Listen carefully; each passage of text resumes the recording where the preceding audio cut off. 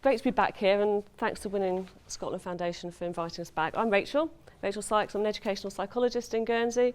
Been living there for about 14 years now, practicing on and off in between having the children and doing various other things.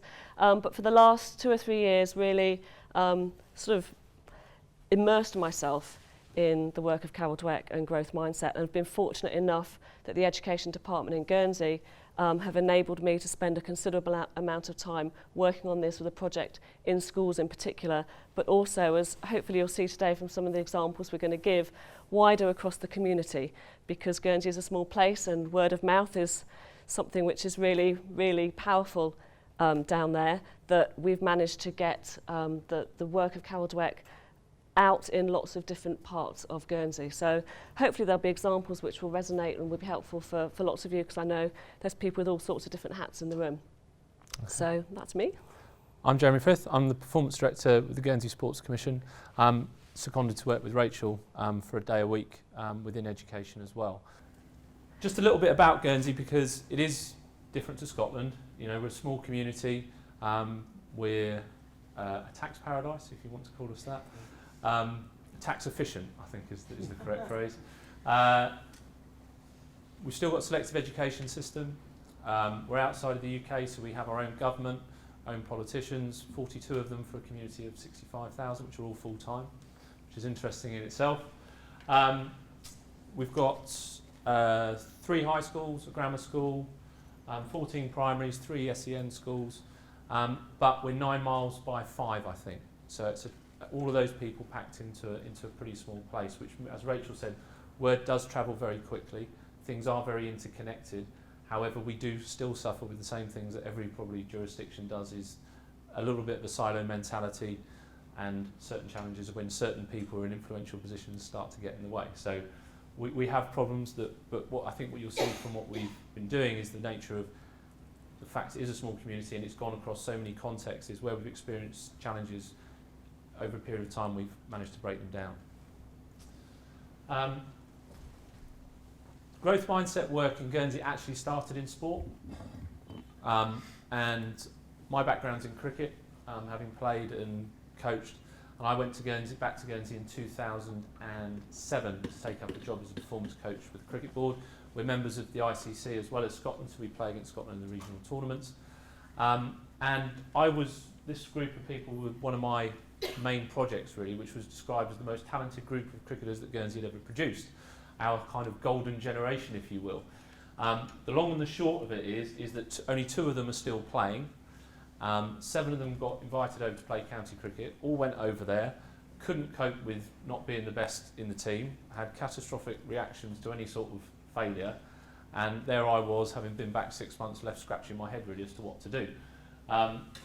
I was kind of finding excuses like this, which I saw from Emmanuel Adebayor, which resonated with me, as to why things didn't work for them, and I got onto the level 4 process with ECB, and it was through that we got to read The Talent Code by Daniel Coyle, and then there was a chapter about growth mindset and Carol Dweck's work, and it was like a bit of a bullet through the brain, and kind of suddenly I had a bit of an explanation and understanding as to what was going on with these young people who've been built up over a period of time as being talented.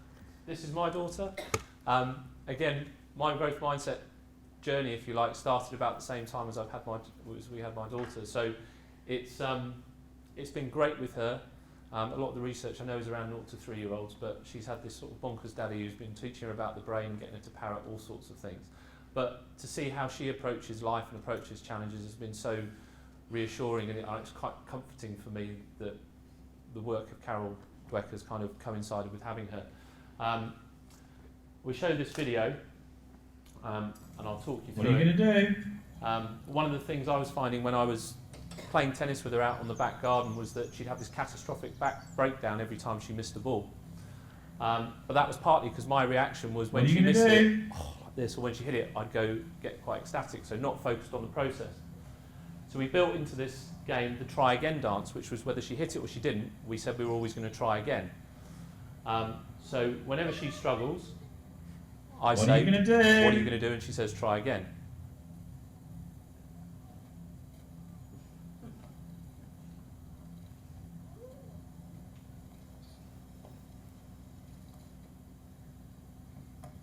We also did a bit of work on the brain, got teaching her about neurons and how the brain works. What are you going to do?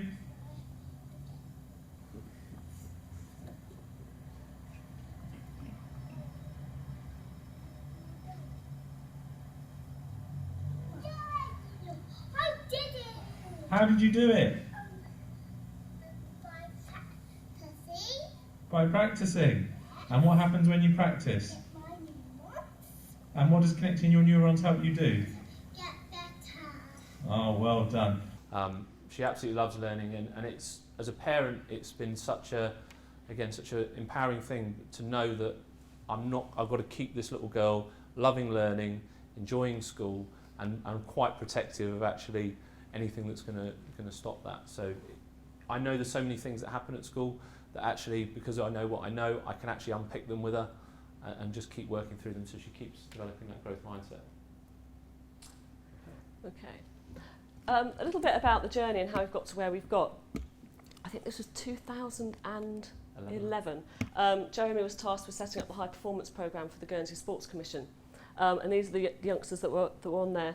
And he didn't have a sports psychologist, was looking for a psychologist to help with the programme and the young people who were facing all sorts of challenges. And we got put in touch with each other, and I was fortunate enough to start doing some work with them as a psychologist on the high performance programme. But that's when I came in touch with Carol Dweck's-Wettley through sport. So it was us presenting to the athletes and the parents on the high performance programme, which got us then to presenting to people in education, because the parents were saying, oh, I think teachers should know about this. So we presented to some teachers, and the teachers said, oh, I think the education department should know about this. So we presented to the education department senior leadership team, and they said, well, I think the board should know about this. So we presented to the education board. They said, oh, senior politicians and civil servants should know about this. So we're presenting to social policy group, all within about 3 weeks. And that's then how the sort of project took off in education, really. Key for us has been about presenting to all sorts of people, and it's our training, I think, that has really had the biggest impact. And we'll talk through a bit later about how we've gone about doing that.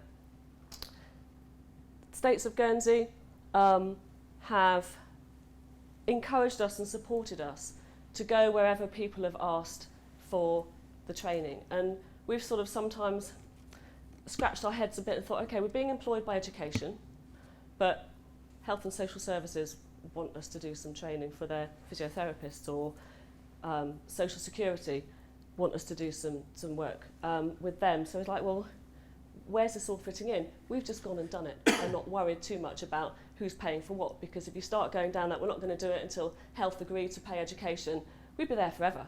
And so we've kind of agreed with our Chief Officer of Education that, well, if we spend a bit of time doing it there, that doesn't matter, we'll just take that a bit out of education time and not worry too much about it, which has been brilliant. The work that we did with the Social Security Department with some of their job centre staff, we were inspired to contact them actually to see if they wanted some training based on some research that had been done by a Behavioural Insights team who work with the Cabinet Office and Department of Work and Pensions. And what they did an hour's training with 13 job centre staff, not the people looking for work, but the staff themselves, and compared that to 13 job centres who didn't have any training. And they found that the staff who'd had the training, those job centres were outperforming getting people back into work compared to those job centres who hadn't had just that hour's training on growth mindset. And the reason why was because those staff were taking a more optimistic view of those people who they're trying to get back into work of their capabilities. So that was quite a powerful thing to see, and hopefully we'll see similar results from the training that we did in Guernsey. In a small community, all those people we're presenting to at work are parents, grandparents. They've been through an education system. They're part of our community. So I know when we were in Dundee yesterday, people were talking about engaging with parents and getting parents to come into schools to be part of information evenings and different things. But this is actually one of the ways that we have caught parents in different environments, because we've caught them in the workplace and they relate it to their children as well as at work. One employer of an investment company, his idea is that he wants to introduce growth mindset because he sees the benefit for work, but he's actually going to do it on the premise of helping his employees as parents and inviting them to a session. Okay, Guernsey Mind have had some conversations with us about how growth mindset fits with mental health and well-being. And we know it does, and they've recognised it does. The whole idea of people feeling like they've got a greater sense of self-will, which comes out of having a growth mindset.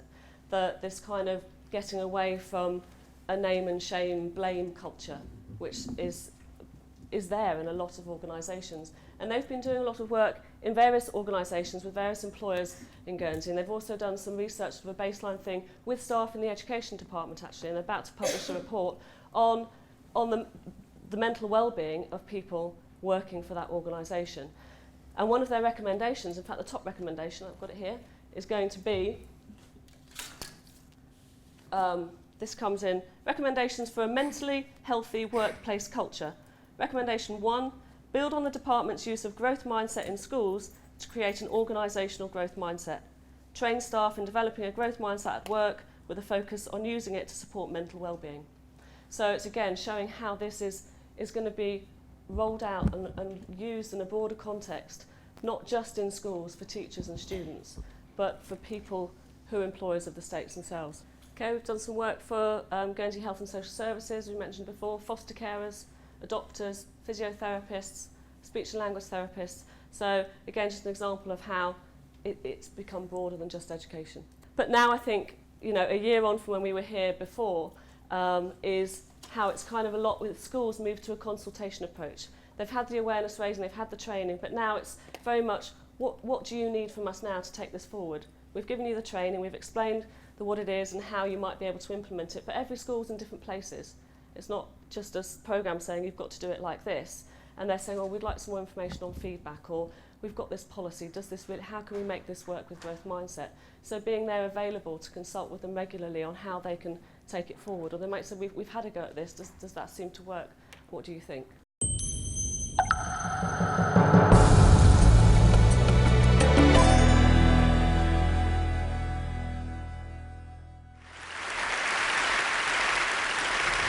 So ladies and gentlemen, at TED we talk a lot about leadership and how to make a movement. So let's watch a movement happen, start to finish, in under 3 minutes and dissect some lessons from it. First, of course you know, a leader needs the guts to stand out and be ridiculed. But what he's doing is so easy to follow. So here's his first follower with a crucial role. He's going to show everyone else how to follow. Now notice that the leader embraces him as an equal. So now it's not about the leader anymore, it's about them, plural. Now there he is calling to his friends. Now if you notice that the first follower is actually an underestimated form of leadership in itself. It takes guts to stand out like that. The first follower is what transforms a lone nut into a leader.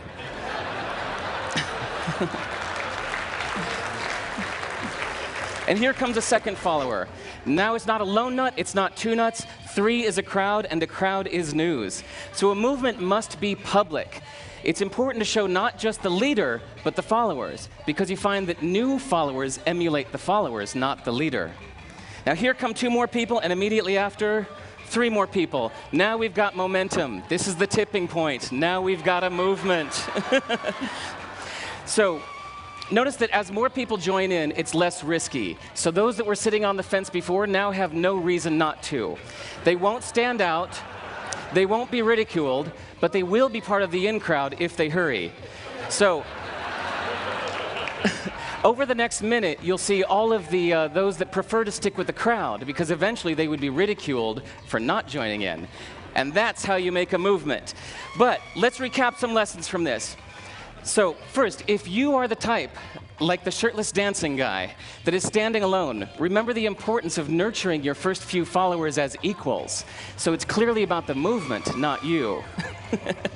Okay, but we might have missed the real lesson here. The biggest lesson, if you noticed, did you catch it? Is that leadership is over-glorified. That yes, it was the shirtless guy was first, and he'll get all the credit, but it was really the first follower that transformed the lone nut into a leader. So as we're told that we should all be leaders, that would be really ineffective. If you really care about starting a movement, have the courage to follow and show others how to follow. And when you find a lone nut doing something great, have the guts to be the first one to stand up and join in. And what a perfect place to do that at TED. Thanks.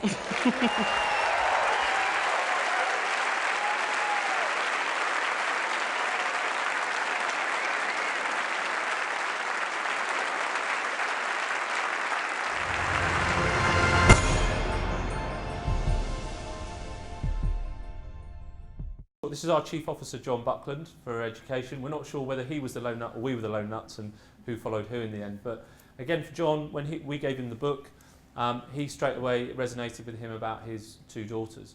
And he was the guy who basically said, look, he seconded me, go on, you two, get on with it. And has basically been a great buffer for us between kind of the need for the civil service to be justifying every single thing that happens and actually just getting on with it and doing it. So John's played a massive role. And we felt as well, growth mindset plays a massive role in leadership, and John embodies so much of actually what effective leadership is. What we see with certain elements of business, of sport, of every sector is we get fixed mindset leaders where actually if it's not their idea, they don't want to do it. And we've had that, okay, but again, we've been lucky enough that it's Guernsey being Guernsey, it goes around the houses, someone else gets onto it and it still happens. But John is definitely not that. For John, it was about everyone doing it together. And if there was a bit of a challenge, John would step forward and be the buffer for us, and actually, in a way that we sometimes feel uncomfortable, he ends up putting the successes down to us, which we obviously then try and help the teachers to do, because we don't want to take credit either. But the leadership element has been massive. And the nurturing, and we feel we've done that partly by accident, but we've been nurturing our first followers. This is Liz Bott, who's a primary teacher. She organised an event with the Preschool Alliance, which is all of the nurseries. She got 120 preschool teachers together to have training on growth mindset. So I said earlier, one of the most important things for us has been developing training to a point where people really get a deep understanding of it. I think the thing with Carol Dweck's work is it's quite easy to say, oh yeah, that's growth mindset, that's a fixed mindset, that's it, we're doing growth mindset. Okay.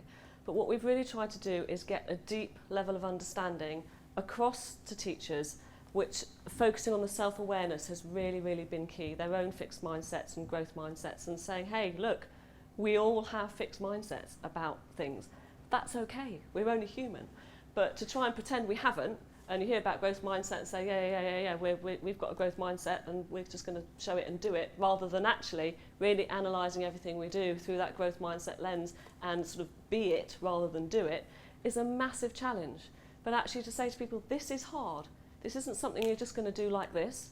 It's a slow burn. It's going to take time. And the fact I think the project was set up to be a 3-year project said straight away to people that this is something that we're investing a lot of time in because we know it takes time. Changing people's behaviours, changing people's beliefs, or helping people understand what their beliefs are is a really hard thing. But accepting that's part of it. And knowing what our triggers might be for being defensive, or where those fixed mindsets and those fixed beliefs are, is the challenge, and that's okay. So we've put together the training. The self-awareness was key, and that's where we always start with in our training. And then to give people a sort of structure of 10 things that they can think about of well, how can we implement it? Because it's fine knowing what it is, but then translating that into your own context, again, can be quite a challenging thing. So we haven't told people, you must do it like this, but we've said, here are 10 things that you can use as a framework. Go away, be creative, have a go. Doesn't matter if it doesn't work perfectly. Try some different things. Why don't you try different things in year groups or pair up with colleagues? However you want to do it, give it a go. Come back together, see what's worked. It's kind of action research in a way. Try some things. Where are you now?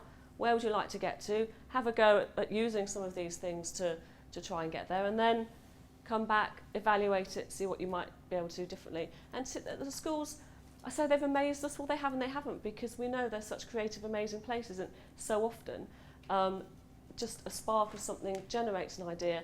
And you'll see we've got loads of examples of where people they've just stunned us with the sorts of things that they've tried and they've come up with.